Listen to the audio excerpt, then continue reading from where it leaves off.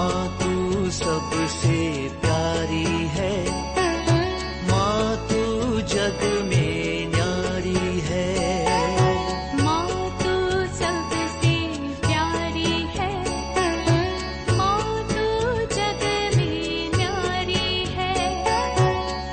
अपने आंचल में रखना, अपने आंचल में रखना, हमें वरदानों से भरना।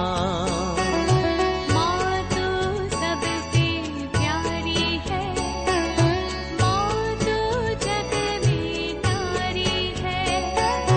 माँ तू सबसे प्यारी है, माँ तू जग में न्यारी है। पिता, पुत्र और पवित्र आत्मा के नाम पर आमीन। आप सबों को जय यीशु। आज हम लोग पाप से कैसे दूर रह सकता है, हम लोग पाप ना करें, एक आत्मिक जीवन, प्रभु से जुड़ा हुआ जीवन कैसे जी सकता है, इसके विषय में बाइबल क्या कहते हैं ये हम लोग सीखेंगे। इन दिनों में 40 काल मन चिंतनों में पाप के विषय में और पाप से मुक्ति प्राप्त करने के लिए पाप स्वीकार के विषय में हम लोगों ने मनन चिंतन किया। एक अच्छा पाप स्वीकार करने से क्या फल मिलता है ये भी हम लोगों ने मनन चिंतन किया। अभी जीवन में एक अच्छा पाप स्वीकार कर प्रभु से जुड़ गया है, अब से पाप से दूर रहने के लिए हमें क्या करना है, पाप में गिर करके फिर से जो दुख कष्ट पीड़ा और नरक के योग्य बनना, इससे कैसे बच सकता है, एक अच्छा आत्मिक जीवन जीने के लिए किस प्रकार का जीवन जीना है, इसकी ओर आज हम लोग मनन चिंतन करेंगे। मेरा अनुरोध है, यदि आपको हमारे क्लास अच्छा लगता है, अन्य लोगों को भी इसको फॉरवर्ड कीजिए। कई ऐसे अनेकों लोग हैं इस प्रकार का जो क्लास के लिए, शिक्षा के लिए तरसता है, उनको ये क्लास नहीं मिल रहा है, ज्ञान नहीं मिल रहा है, इसलिए वे लोग पाप में हैं। तो आपसे अनुरोध है, जो क्लास आपको मेरा अच्छा लगता है उसको अन्य लोगों को भी थोड़ा बांटने का जो प्रयास करना है, इसके द्वारा आप भी सुसमाचार का सेवा करेंगे। सिराक चैप्टर 21, प्रवक्ता ग्रंथ उसके अध्याय 21 वाक्य 2 और 3 के अंदर लिखा है, सांब के सामने की तरह पाप से दूर भागो।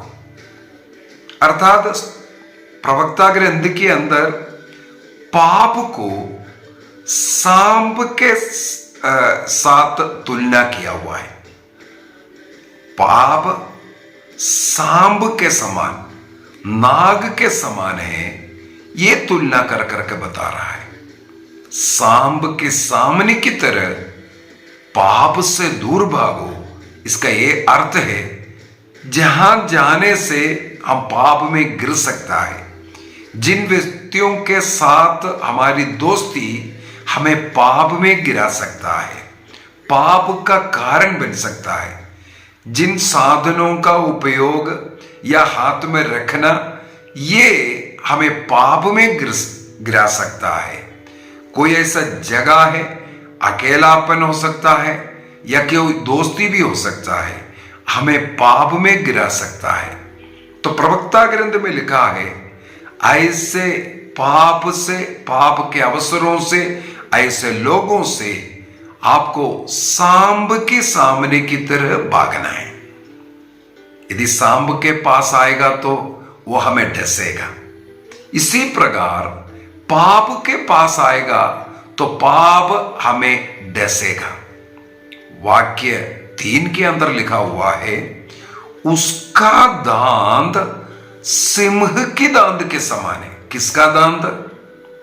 पाप का दांत सिंह के दांत के समान है। सांप के दांत को यदि हम देखें, वो डसेगा, वो हमें खाएगा नहीं। डस करके वो भागता है। लेकिन सिंह कैसे है? सिंह एक मनुष्य के ऊपर झपटता है, इसके बाद उसको पूरा खा करके खत्म करेगा।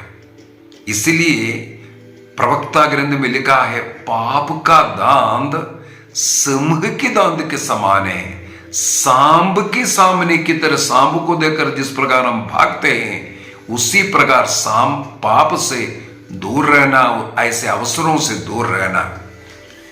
वाक्य 3 में लिखा है, उसका दांत सिंह की दांत के समान है। वो हमारी आत्मा का विनाश करता है। पाप सबसे पहले हमारी आत्मा का विनाश करता है, इसके बाद धीरे धीरे शरीर भी नष्ट होता है, लेकिन सबसे पहले आत्मिक मृत्यु। ईश्वर ने आदम और हेवा से कहा, इस वृक्ष का, ज्ञान की वृक्ष का फल नहीं खाओगे। जिस दिन तुम उसको खाओगे, उसको स्पर्श भी करोगे, उस दिन तुम मरोगे।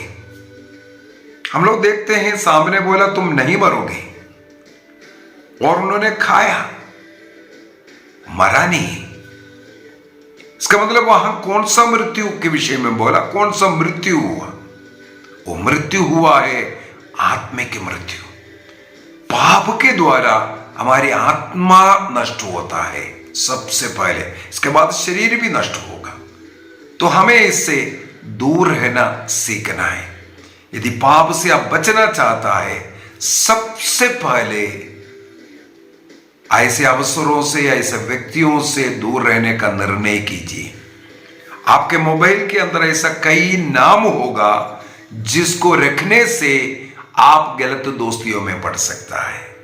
इसलिए उन नामों को आपको डिलीट करने की जरूरत है। ऐसे कई चीजों को, कई जगहों को आपके जीवन से यदि आप डिलीट करने का हिम्मत करेगा, आप पाप से बच सकता है। यदि आप पाप से बचना चाहता है, सबसे पहला कदम, निर्णय यही कीजिए।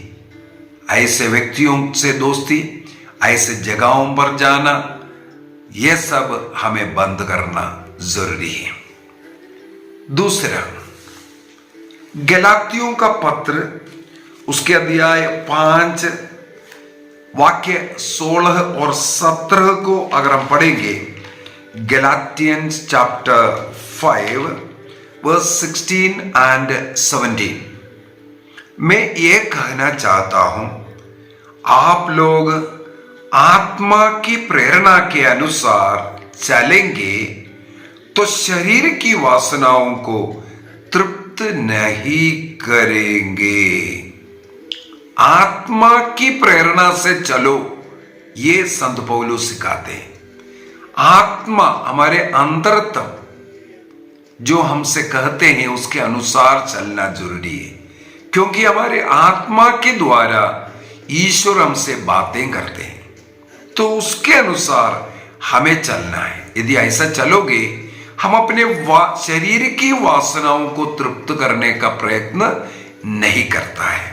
और अगला वचन, शरीर तो आत्मा के विरुद्ध सोचता है।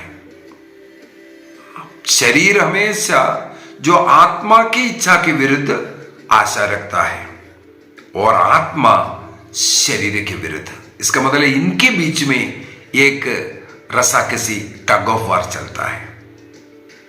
हम किसको विजयी देंगे, बनाएंगे, इसके ऊपर है। क्या हम आत्मा के अनुसार चलेंगे या शरीर की इच्छा के अनुसार चलोगे? रोमियो को लिखते हुए भी संत पौलुस कहते हैं, रोमियो का पत्र अध्याय 8 वाक्य 13 में और 14 में संत पौलुस हमें सिखाते हैं।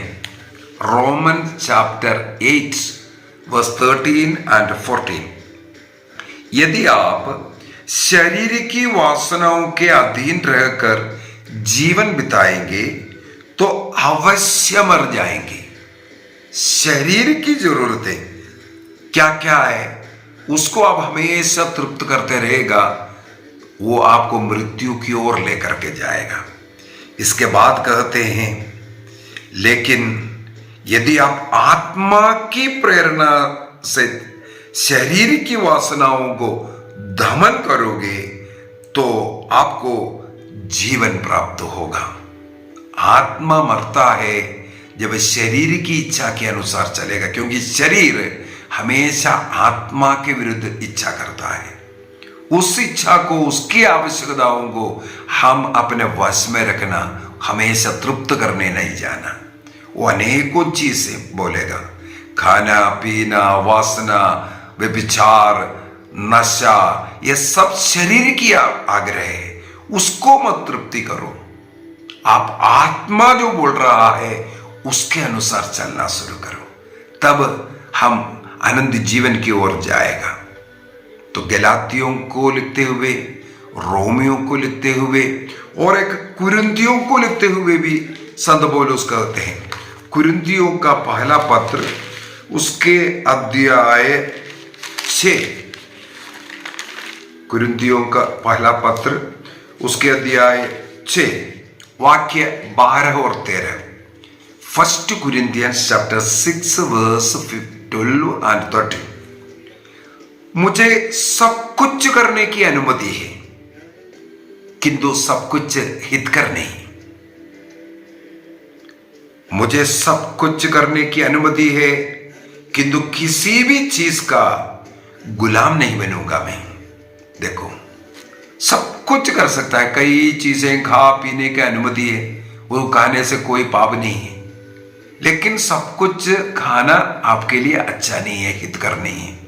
कुछ चीजों को आपको नियम बनाना है, मैं ये फलाना चीज, गुटखा, पान, नशा, ये मेरे को जरूरत नहीं है, मेरे शरीर के लिए हानिकारक होता है, नशा नहीं करूंगा। पीने के लिए तो मैं पी भी सकता हूं, लेकिन हमें एक निर्णय करना है, मैं नहीं खाऊंगा, नहीं पीऊंगा। इस प्रकार कई चीजें हमारे जीवन में कर तो सकता है। उदाहरण के लिए जो पुरोहित लोग ब्रह्मचर्य का व्रत लेता है, ब्रह्मचर्य का व्रत लेता है, ऐसे अनेकों लोग हैं। वो विवाह कर करके एक वैवाहिक जीवन जी सकता है, लेकिन उन्होंने चुना हमें एक ब्रह्मचर्य का जीवन जीना है, प्रभु की सेवा के लिए ब्रह्मचर्य लेने का। जैसे संत पौलुस उदाहरण है ब्रह्मचर्य लेने का, प्रभु की सेवा के लिए, पूर्ण समर्पण के लिए उन्होंने ये किया। तो सब कुछ सबके लिए हितकर नहीं है। और अगला वचन वाक्य 13 में लिखा है, भोजन पेट के लिए है और पेट भोजन के लिए है। ईश्वर दोनों का आनंद भी करेगा, इसलिए समझने की जरूरत है। और अगला वचन, किंतु शरीर व्यभिचार के लिए नहीं, बल्कि वो प्रभु के लिए। हमारा ये शरीर है, ये वासना, व्यभिचार, अन्य अंधफंद के लिए नहीं है, वो प्रभु का मंदिर है, वो प्रभु के लिए, और प्रभु हमारे शरीर के लिए। इसलिए शरीर को पवित्र रखने के लिए कई चीजें हम हमारे जीवन में कर सकता है, खा सकता है, पी सकता है, सो सकता है, सब कुछ, लेकिन हमें एक निर्णय करना है, सब बातें मेरे हितकर नहीं है और शरीर की सारी इच्छाओं को पूर्ति नहीं करना है। प्रभु यीशु मसीह ने अपने शिष्य लोगों को गेत्सेमनी वाटिका में क्या कहा? मत्ती का सुसमाचार अध्याय 26 वाक्य 41, मैथ्यू चैप्टर 26 वर्स 41। वहां पर शिष्य लोग बार बार सो रहा था। ईसा मसीह ने कहा, जागते रहो और प्रार्थना करते रहो जिससे तुम परीक्षा में ना पड़े। ईसा मसीह आकर के देखते हैं, उनको फिर से सोता हुआ पाया, जागने के लिए बोला। इसके बाद प्रभु ईसा मसीह क्या कहते हैं? आत्मा तो तत्पर है, आत्मा तो आग्रह कर रहा है, लेकिन शरीर दुर्बल है। शरीर की दुर्बलता के कारण अनेकों लोग पाप में गिर रहा है। आत्मा में जीवन नहीं जीने के कारण शरीर की दुर्बलताओं में गिर रहा है। मैंने इसे पूर्व में एक क्लास के अंदर शैतान किस प्रकार मनुष्य को गिराता है उसके विषय में बताया था। योहन का पहला पत्र उसके अध्याय 2 वाक्य 16 के द्वारा। First John chapter 2 verse 16। वहां पर शैतान एक व्यक्ति को किस प्रकार पाप में गिराता है। 3 प्रकार के पाप, जैसे ईसा मसीह को मरुभूमि में 3 प्रकार के परीक्षाएं हुआ, वही है शैतान मनुष्य को पाप में गिराने के लिए जो कोशिश करने वाला जगह। 3 प्रकार का वहां पर शारीरिक, मानसिक, आत्मिक परीक्षाओं को हम पाते हैं। वो परीक्षाएं तीनों यहां संत योहन किस प्रकार हमें सिखाते हैं। सबसे पहले कहते हैं संसार में जो शरीर की वासना, अर्थात शरीर की जो जरूरतें हैं वो, और दूसरा आंखों का लोभ देखते हुए, और तीसरा है धन संपत्ति का घमंड। कई प्रकार का घमंड हो सकता है। ये 3 रूप से, ये तीनों पिता से नहीं है, ईश्वर से नहीं है, वो शैतान लेके आने वाला है। इसलिए बोलते हैं ये जो 3 है, संसार में जो शरीर की वासना है, शरीर की जो जरूरतें, और आंखों के जो प्रलोभन है, और तीसरा है धन संपत्ति का जो घमंड। ये तीनों पिता से नहीं बल्कि संसार से आता है, अर्थात शैतान से आता है। हमें इस परीक्षा में नहीं पड़ना है।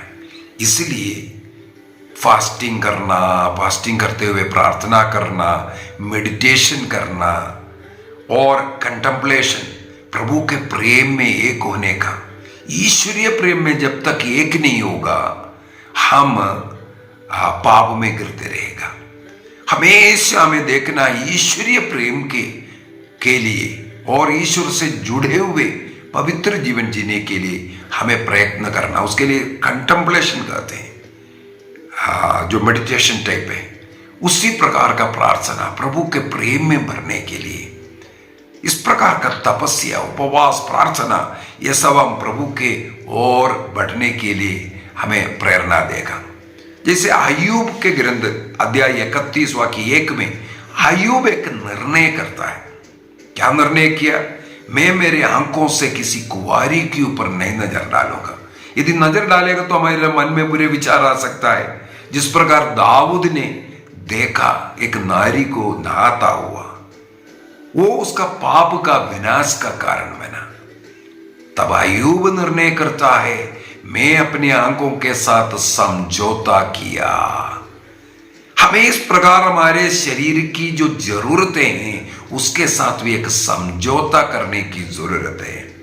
संत पौलुस अविवाहित रह करके प्रभु का सेवा करना कैसे, संत पौलुस कहते हैं कुरिन्थियों का पहला पत्र अध्याय 9 वाक्य 27 में, मैं अपने शरीर के अंगों के साथ समझौता किया, मैं उसे अपने वश में रखता हूं जिससे मैं अपने शरीर के द्वारा पाप ना कर बैठूं।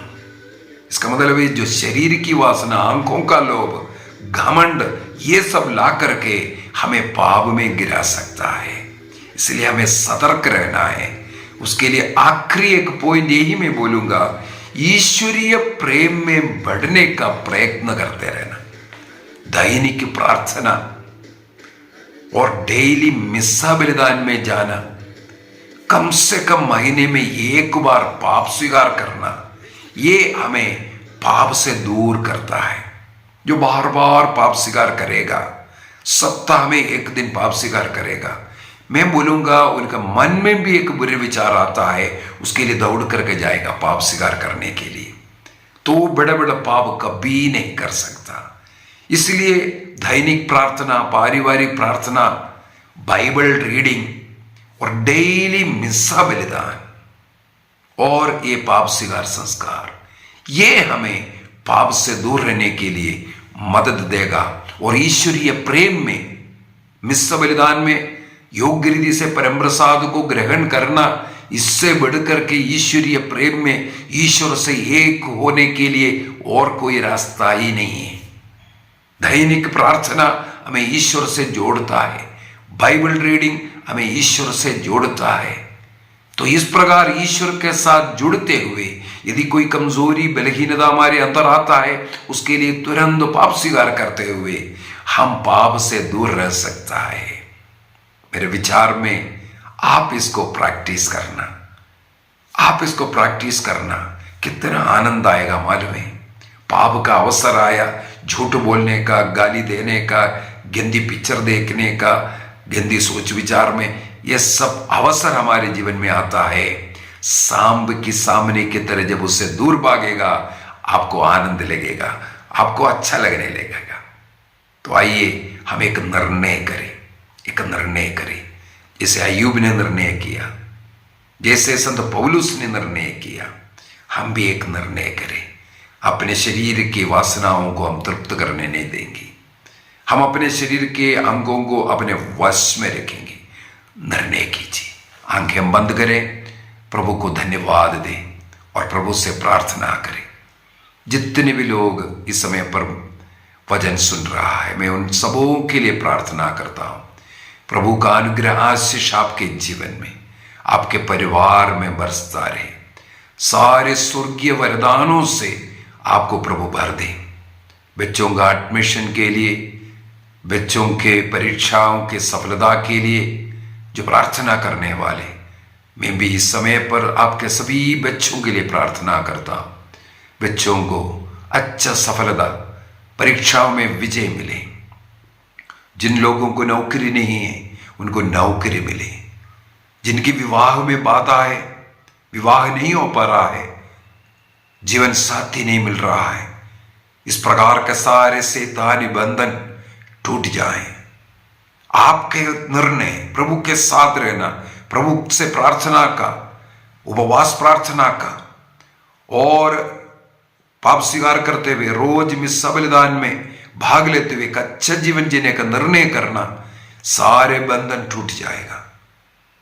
अविवाहितों को जीवन साथी, निसंतानों को संतान, रोग बीमारी कष्ट पीड़ाओं से आपको मुक्ति, यह सब प्रभु देगा।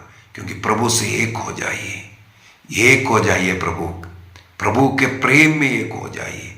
उस प्रेम को दूसरों में बांटने का प्रयत्न करेंगे। पिता, पुत्र और पवित्र आत्मा के नाम पर आमीन। आप सबों को जय यीशु।